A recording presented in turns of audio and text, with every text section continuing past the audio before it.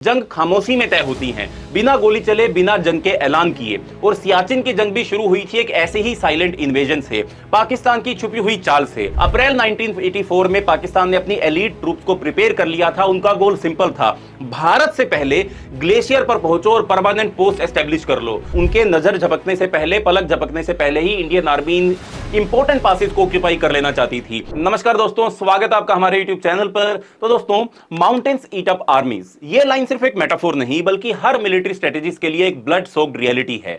German general Frederick Paulus ने जब स्टेलिनग्रेड की टुंड्रा में अपनी आधी आर्मी खो दी थी, तब उन्होंने समझा कि एनिमी से पहले टेरेन को जीतना पड़ता है। और दुनिया का सबसे डिफिकल्ट टेरेन वो है सियाचिन ग्लेशियर, जहां ऑक्सीजन कम है, टेम्परेचर -60 डिग्री सेल्सियस के नीचे चला जाता है और हर कदम पर मौत बर्फ की चादर ओढ़कर छुपी हुई होती है। लेकिन फिर भी इस नर्क जैसे बैटलफील्ड पर भारत का तिरंगा लहराता है। पर दोस्तों, क्या आप जानते हो कि पाकिस्तान ने सियाचिन को क्वाइटली ऑक्यूपाई करने की पूरी प्लानिंग कर ली थी। और अगर 1984 में एक classified military move operation Meghdoot ना होता तो सियाचिन का मैप जो है वो कुछ और हो सकता था। ऑपरेशन मेघदूत कोई सिंपल मिलिट्री डिप्लॉयमेंट नहीं था, यह था भारत का कोल्डेस्ट काउंटर स्ट्राइक, जहां दुश्मन से ज्यादा खौफ था फ्रोस्टबाइट, क्रेवेसिस, एवलांचेस, ऑक्सीजन डेफिशिएंसी और सबसे बड़ी किलर थी व्हाइट डेथ यानी कि स्नो। इस वीडियो के अंदर हम ना सिर्फ सियाचिन की स्ट्रेटेजिक वैल्यू समझेंगे बल्कि दुनिया के कुछ और आइकॉनिक ऑपरेशन से भी इसका कंपैरिजन करेंगे, जैसे ऑपरेशन बारबरोसा, जहां रशिया के हार्श विंटर ने हिटलर की आर्मी को तोड़ दिया था। साथ में फोकलैंड वॉर, जहां ब्रिटिश मरीन्स को आइलैंड्स के अनइवन टेरेन ने ड्रैग करने का काम किया था। या फिर बैटल ऑफ स्टेलिनग्रेड, जहां कोल्ड और हंगर ने बैटलफील्ड का फेस ही चेंज कर दिया था। तो तैयार हो जाओ एक ऐसे मिलिट्री मिशन की कहानी के लिए जहां सोल्जर्स का असली एनिमी वेदर था और जीत सिर्फ जुनून से मिली थी। दोस्तों, मैप सिर्फ कागज पर नहीं बनते, उन्हें सोल्जर्स अपने खून और पसीने से शेप देते हैं। यह बात समझने के लिए आपको सिर्फ एक जगह देखनी है जिसका नाम है सियाचिन ग्लेशियर। 76.4 किलोमीटर लंबा, दुनिया का सबसे ऊंचा और सबसे खतरनाक बैटलफील्ड, एवरेज हाइट 20,000 फीट यानी कि लगभग 6,000 मीटर, जहां हवा में ऑक्सीजन सिर्फ आधी होती है और हर सांस मौत के साथ एक निगोशिएशन जैसी लगती है। सियाचिन सिर्फ एक ग्लेशियर नहीं है, यह है एक स्ट्रेटेजिक चेस बोर्ड जहां हर इंच का कंट्रोल पूरे साउथ एशिया के पावर बैलेंस को डिफाइन करने का काम करता है। और इसकी लोकेशन कहां है? यह ग्लेशियर फंसा हुआ है सालतोड़ो रेंज और काराकोरम रेंज के बीच में, near the infamous actual ground position line जो आप देख रहे हैं। This is infamous actual ground position line, जिसके पास ही सियाचिन ग्लेशियर जो है वो मौजूद है। अगर मैं आपको क्लियर करके दिखाऊं, एक और मैप में आपको ये दिखाई देगा, ये है आपकी लाइन ऑफ कंट्रोल और ये जाती है पॉइंट NJ9842 तक। और पॉइंट NJ9842 से जो भारत और पाकिस्तान की सीमा लगती है उसे हम एक्चुअल ग्राउंड पोजीशन लाइन के नाम से जानते हैं। तो दोस्तों, इसके साथ ही सबसे बड़ी बात, ये इंडिया, पाकिस्तान और चाइना के स्ट्रेटेजिक ट्राई जंक्शन के बिल्कुल करीब है। यानी कि ये सियाचिन ग्लेशियर जो है उसके एक तरफ चाइना, एक तरफ पाकिस्तान और उसके दक्षिण के अंदर भारत मौजूद है। इसलिए सियाचिन पर कंट्रोल होना सिर्फ मिलिट्री प्राइड का सवाल नहीं है, यह है एक जियोपॉलिटिकल मास्टर स्ट्रोक। और यही बात समझाते हैं फॉर्मर आर्मी चीफ जनरल वेद मलिक, जो कहते हैं जो सियाचिन को कंट्रोल करता है वो पाकिस्तान के नदन एरियाज पर एरियल और स्ट्रेटेजिक डोमिनेंस मेंटेन करता है। और वो बिल्कुल सही कहते हैं। सियाचिन के नीचे, जैसे मैंने आपको बताया, उसके नीचे है गिलगिट बल्तिस्तान और सिर्फ कुछ किलोमीटर अगर आगे जाओ, अगर नॉर्थ की तरफ जाओ तो वहां पर आपको मिलेगा चाइना का जिंगजियांग प्रोविंस। आप वहां पर एंटर कर जाओगे। यही वो रास्ता है जहां से चाइना पाकिस्तान के सपने का प्रोजेक्ट CPEC यानी कि चाइना पाकिस्तान इकोनॉमिक कॉरिडोर जो है वो गुजरने का काम करता है, जो चाइना के जिंगजियांग प्रोविंस से निकलता है और गिलगिट बल्तिस्तान होते हुए पाकिस्तान में चला जाता है। और पाकिस्तान के फिर जो कराची पोर्ट के पास एक और पोर्ट जो ग्वादर पोर्ट डेवलप किया है चाइना ने, वहां पर जाकर वो खत्म होने का काम करता है। अगर सियाचिन हमारे पास ना होता तो पाकिस्तान और चाइना के बीच एक डायरेक्ट सिक्योर लैंड कॉरिडोर बन जाता, मतलब two nuclear adversaries directly linked against India without any Indian oversight. यह सिर्फ एक डिफेंसिव पोजीशन नहीं होती, यह बनता इंडिया के लिए एक सिक्योरिटी नाइटमेयर। और इसीलिए सियाचिन हमारे लिए सिर्फ एक ग्लेशियर नहीं है, यह है भारत की हिमालयन शील्ड। कभी कभी दोस्तों, जंग खामोशी में तय होती हैं, बिना गोली चले, बिना जंग के ऐलान किए। और सियाचिन की जंग भी शुरू हुई थी एक ऐसे ही साइलेंट इन्वेजन से, पाकिस्तान की छुपी हुई चाल से। तब तक दुनिया सियाचिन को सिर्फ एक रिमोट ग्लेशियर समझती थी, लेकिन पाकिस्तान ने एक छुपा हुआ गेम खेलना स्टार्ट कर दिया था अपनी माउंटेनियरिंग डिप्लोमेसी के थ्रू। 1970 से 1980 के दशक में पाकिस्तान ने कई फॉरेन माउंटेनियरिंग एक्सपीडिशंस को सियाचिन ग्लेशियर के आसपास के रीजन में परमिट्स देने शुरू कर दिए थे। और ऐसे कि जैसे कि वो उनकी टेरिटरी हो, पाकिस्तान ने वहां पर माउंटेनियर्स को जाने की परमिशन देना शुरू कर दिया था। और मैप्स में स्लोली बट साइलेंटली सियाचिन को पाकिस्तान ऑक्यूपाइड टेरिटरी के रूप में प्रोजेक्ट भी किया जा रहा था। यह था एक साइकोलॉजिकल वॉरफेयर जहां बिना एक भी गोली चलाए पाकिस्तान ग्लोबल परसेप्शन को मैनिपुलेट कर रहा था। लेकिन 1984 आते आते पाकिस्तान ने डिसाइड किया कि अब सिर्फ मैप का गेम नहीं, अब बूट्स ऑन ग्राउंड स्ट्रेटजी को अपनाना पड़ेगा। उनका प्लान रेडी था, एक pre emptive military strike on Siachen, और उसका नाम दिया गया ऑपरेशन अबाबील। अप्रैल 1984 में पाकिस्तान ने अपनी एलीट ट्रूप्स को प्रिपेयर कर लिया था। उनका गोल सिंपल था, भारत से पहले ग्लेशियर पर पहुंचो और परमानेंट पोस्ट एस्टेब्लिश कर लो। पर जो पाकिस्तान भूल गया था वो था भारत का इंटेलिजेंस नेटवर्क, जो तब से एक्टिव था जब से पाकिस्तान माउंटेनियर्स के पीछे छुपकर अपने सोल्जर्स भेजने लगा था। और तब वो हुआ मूवमेंट, इंडिया के रॉ और मिलिट्री इंटेलिजेंस को एक क्रूशियल इंटेलिजेंस मिली। पाकिस्तान अप्रैल के कुछ हफ्तों में, पहले 2 हफ्तों में ही सियाचिन को ऑक्यूपाई करने वाला था। यह थी वो खबर जिसमें डिले का मतलब था टेरिटरी का परमानेंट लॉस हो जाना। और यहीं से शुरू होती है भारत की most daring high altitude operation की कहानी, जिसका नाम था ऑपरेशन मेघदूत, जो मैंने आपको पहले भी बताया, जहां डिसीजन मेकिंग में सेकेंड्स भी मैटर करते थे और डिले का मतलब था नेशनल सिक्योरिटी का कोलैप्स हो जाना। और इसी के साथ कुछ जंगें जंग के मैदान में नहीं, आसमान के ऊपर भी नहीं, बर्फ के नीचे भी लड़ी जाती हैं। और यह जंग वैसी ही जंग थी जो बर्फ के ऊपर या बर्फ के नीचे लड़ी गई थी।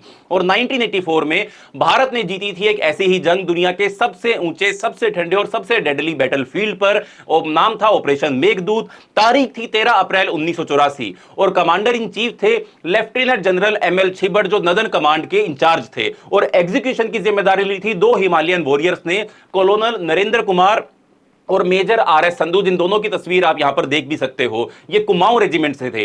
स्ट्रेटजी सिंपल थी पर रिस्क बहुत डेडली था। ट्रूप्स को स्नो कवर्ड ग्लेशियर के सबसे क्रूशियल पासेस जैसे कि बिलाफोंडला, सियाला और ग्योंगला पर डिप्लॉय करना। आपको मैप में अगर मैं दिखाऊं तो ये था सियाला, ये था बिलाफोंडला, और यहीं के इसके नीचे मौजूद है जिसका नाम है ग्योंगला। यहां पर अपनी ट्रूप्स को डिप्लॉय कर देना before Pakistan could even blink. उनके नजर झपकने से पहले, पलक झपकने से पहले ही इंडियन आर्मी इंपॉर्टेंट पासेस को ऑक्यूपाई कर लेना चाहती थी। और ये कोई नॉर्मल मिशन नहीं था। अप्रैल का मौसम, -50 डिग्री सेल्सियस का टेंपरेचर, 70 किलोमीटर प्रति घंटे की रफ्तार से चलने वाली हवाएं और ग्लेशियर पूरी तरीके से स्नो बाउंड। लेकिन सोल्जर्स रेडी थे। Mi-8 हेलीकॉप्टर से उन्हें ड्रॉप किया एक्सट्रीम एल्टीट्यूड पर, जहां ऑक्सीजन सिर्फ 30% होती है सी लेवल के कंपैरिजन में। और हर जवान के पास था लगभग 25 से 30 किलोग्राम का load, weapons, snow gear, oxygen cylinder और ऊपर से हिमालयस का अनफॉरगिविंग टेरेन। लेकिन एक भी शिकायत नहीं, सिर्फ एक ही मिशन था सोल्जर्स के अंदर, पहले पहुंचना है और यहां पर कब्जा बनाना है।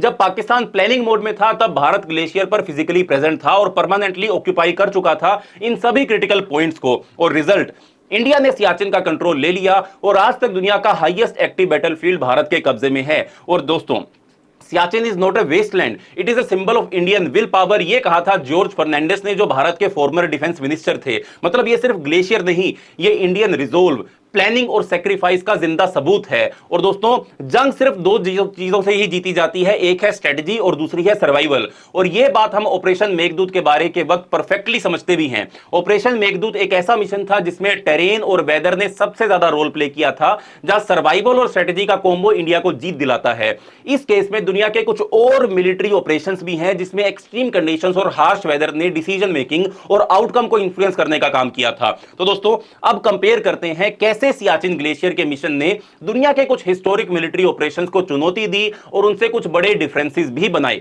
सबसे पहले हम बात करेंगे ऑपरेशन बारबरोसा की। 1941 की बात है, जर्मनी ने यूएसएसआर के ऊपर इन्वेजन किया था। वर्ल्ड वॉर 2 का सबसे बड़ा मिलिट्री कैंपेन था ये, जब नाजी जर्मनी का यूएसएसआर पर इन्वेजन शुरू हुआ। नाम इसका पड़ा ऑपरेशन बारबरोसा, जिसमें जर्मन फोर्सेस ने यूएसएसआर के वास्ट प्लेन्स को इन्वेड किया था। जर्मनी का स्ट्रेटेजिक एम था सोवियत यूनियन को डिफीट करना, लेकिन कुछ क्रिटिकल फैक्टर्स ने उनका एंटायर प्लान जो था वो फेल कर दिया था। जैसे कि हार्श टेरेन एंड वेदर, जो एक सोल्जर के ग्रेटेस्ट एनिमी होते हैं, बल्कि उसके एनिमी से भी बड़े एनिमी जो है वो वेदर और टेरेन होते हैं। ऐसा बोला था जनरल एरिक वोन मेंस्टीन ने, जो जर्मन जनरल थे उस वक्त के दौरान। अगर मैं उनको उनकी पूरी कंप्लीट स्टेटमेंट बताऊं, उन्होंने बोला था, a soldier's greatest enemy is not his enemy but the weather and terrain.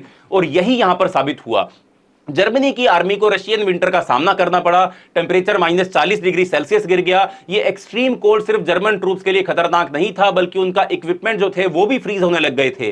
Cold weather ने सोल्जर्स को एग्जॉस्ट कर दिया और सप्लाई लाइंस भी कट हो गई। ये वो कंडीशन थी जिसमें इंडियन सोल्जर्स ने सियाचिन पर जिन्होंने फेस करने का काम किया था।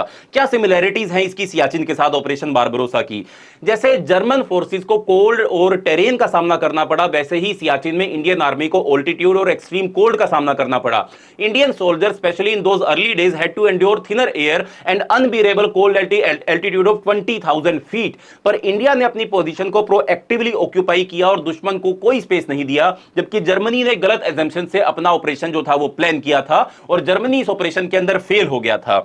आगे बात करते हैं हम फोकलैंड वॉर की, जो 1982 में यूके और अर्जेंटीना के बीच में लड़ी गई थी। 1982 में साउथ अमेरिका के अंदर मौजूद फोकलैंड आइलैंड पर कब्जा करने के लिए यूके और अर्जेंटीना के बीच में यह जंग हुई थी। यूके उसको अपनी ओवरसीज टेरिटरी मानता था, जबकि अर्जेंटीना का कहना था कि आजादी मिलने के बाद अब ये जो आइलैंड्स हैं वो उसके कंट्रोल में हो जाने चाहिए।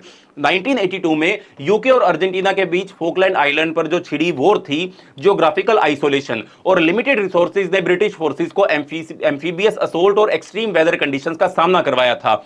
आइलैंड्स पर ब्रिटिश ट्रूप्स को मिनिमल शेल्टर और बेसिक सप्लाईज मिल रही थी, लेकिन फिर भी उन्होंने अर्जेंटीना को हराने का काम किया। Harsh terrain and limited logistics in war weather can be deadly as any weapon. और यही बात बोली थी उस वक्त के ब्रिटेन के जनरल ने, जिनका नाम था field marshal Bernard. British troops को लिमिटेड लॉजिस्टिक और हार्श टेरेन का सामना करना पड़ा, और ये कंडीशंस भी सिमिलर है सियाचिन की कंडीशन से। सियाचिन में soldiers had to rely on airlifted supplies और हार्श कंडीशंस में सर्वाइव करना पड़ता है। सियाचिन का ऑल्टीट्यूड वॉरफेयर और वेदर ने ब्रिटिश फोर्सेस के फोकलैंड के सर्वाइवल कंडीशन से मिलती जुलती चैलेंजेस जो थी वो क्रिएट करने का काम किया था, बट कुछ की डिफरेंसेस भी हैं। फॉकलैंड्स में ब्रिटिश फोर्सेस को अर्जेंटीन फोर्सेस के अगेंस्ट लिमिटेड ऑपरेशन करना पड़ा था, बट इन सियाचिन इंडिया ने प्रोएक्टिव स्ट्रेटजी अपनाई थी, occupying critical passes and making sure that Pakistan could never hold it. India made the first move unlike the reactive nature of the British forces in this Falkland War. साथ में अगली battle पर हम चलें, जिसका नाम है बैटल ऑफ स्टैलिनग्रेड, जो 1942 के अंदर फाइट की गई थी। स्टैलिनग्रेड की बैटल एक अर्बन वॉरफेयर का क्लासिक एग्जांपल है। नाजी फोर्सेस के अगेंस्ट सोवियत यूनियन ने हार्श विंटर कंडीशन में डिफेंस करने का काम किया था। ये एक ऐसी बैटल थी जहां वेदर ने मिलिट्री स्ट्रेटजी को टेस्ट किया, रशियन सोल्जर्स ने अर्बन वॉरफेयर को अपनाया और सोवियत ने विंटर को अपने डिफेंस वेपन के रूप में इस्तेमाल किया। रशिया की स्ट्रेटजी थी let the winter and the city kill the invaders. ये पूरी तरीके से सियाचिन स्टाइल अप्रोच थी। सियाचिन में भी ऑल्टीट्यूड और कोल्ड ने इंडियन आर्मी के लिए नेचुरल डिफेंस का काम किया था। हर कदम पे पाकिस्तानी ट्रूप्स को कोल्ड और टेरेन ने एग्जॉस्ट करने का काम किया था। जस्ट लाइक सोवियत ने नाजी फोर्सेस को मरने के लिए विंटर पर छोड़ा, इंडियन आर्मी ने सियाचिन को दुश्मन के लिए डेडली बनाया by using cold as the weapon. But still कुछ की डिफरेंसेस हैं इनके बीच में। देखो, इंडिया ने सियाचिन को प्रोएक्टिवली ऑक्यूपाई किया, जबकि पाकिस्तान बस प्लान बना रहा था। यह डिसीजन ने इंडिया को एडवांटेज दिया और पाकिस्तान को सरप्राइज और अनप्रिपेयर्ड छोड़ने का काम किया। पाकिस्तान ने अपना प्लान बना दिया था, but India took the lead. Siachen glacier की स्ट्रेटेजिक इंपॉर्टेंस समझते हुए इंडिया ने अर्ली एक्शन लेने का काम किया था। दोस्तों, इंडिया ने फाइट की नेचर को समझा, टेरेन, पॉलिटिक्स और एनिमी की स्ट्रेटजी को एक साथ प्लान किया। पाकिस्तान ने बस अपना प्लान दिमाग में ही रखा, बट एग्जीक्यूशन के टाइम पर इंडिया का पोजीशन जो था वो ऑलरेडी क्लियर था। एंड इन कंक्लूजन, इंडिया ने जो डिसीसिव मूव सियाचिन पे किया वो ना सिर्फ एक मिलिट्री स्ट्रेटजी थी, बल्कि पूरे वर्ल्ड के टॉप मिलिट्री ऑपरेशन से भी एक स्टेप अहेड थी। सियाचिन ने दुनिया को यह बताया that if you want to hold the highest battlefield, you must first control the terrain and then will you have to fight. जंग में मतलब जीत हर वक्त महत्वपूर्ण होती नहीं होती। अब मैं आपको कुछ बातें बताऊंगा जो कैप्टन विक्रम बत्रा ने कहने का काम किया था।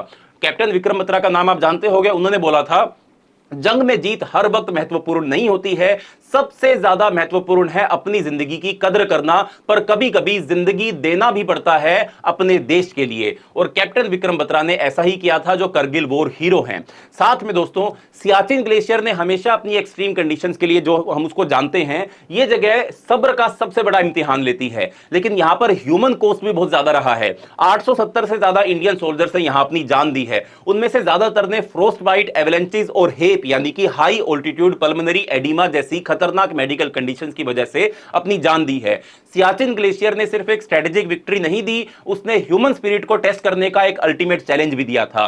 सोल्जर्स ने नेचर के अगेंस्ट फाइट की और अपनी जिंदगी को एक मिशन की तरह देखा। उनकी सेक्रीफाइसेस ने ट्रू हीरोइज्म को रीडिफाइन करने का काम किया। उन्हें हमेशा याद किया जाएगा और हर इंडियन सोल्जर्स उनकी जर्नी से इंस्पायर्ड रहेगा। एंड दोस्तों, इन द एंड सियाचिन के हीरोज ना सिर्फ अपनी जान दी, बल्कि उन्होंने दुनिया को यह दिखाया कि जब इंडिया की आर्मी अपने मिशन के लिए कुछ करने निकलती है तो उसका दिमाग ना सिर्फ बैटलफील्ड पर होता है, बल्कि उसका हर सोल्जर अपनी लाइफ को अपनी कंट्री के लिए सेक्रीफाइस करने का कमिटमेंट रखता है। उनकी हीरोइज्म हमेशा याद रखी जाएगी। But still some politicians and strategist जैसे कि मणिशंकर अय्यर ने बोला था कि Siachen is a frozen waste and India should withdraw from Siachen. लेकिन नेशनल सिक्योरिटी थिंकर्स जैसे कि ब्रह्मा चलाने कहते हैं कि vacating Siachen without iron clad guarantees is suicidal, because Pakistan को ट्रस्ट नहीं किया जा सकता है। साथ में इंटरनेशनल ओपिनियन क्या है? यूनाइटेड नेशन ने इसको बोला है एक फ्रोजन कॉन्फ्लिक्ट जो कभी डायरेक्टली रिजोल्व नहीं हुआ, और कभी भी यूनाइटेड नेशन ने इंडिया को इसके लिए कंडेम भी करने का काम नहीं किया, क्योंकि इंडिया ने फर्स्ट स्ट्राइक नहीं किया था, बस प्री एम्प्टिव डिफेंस किया था। तो दोस्तों, ये थी कहानी ऑपरेशन मेघदूत की, जो सिर्फ एक मिलिट्री ऑपरेशन नहीं था, बल्कि इंडियन स्ट्रेटेजिक बैलेंस का एक ब्रिलियंट सबूत है। अगर आपको ये वीडियो पसंद आया हो तो वीडियो को लाइक करें, चैनल को सब्सक्राइब करें और वीडियो पर कमेंट करना मत भूलें। मिलते हैं अगली वीडियो के अंदर, तब तक के लिए बाय बाय, धन्यवाद, जय हिंद।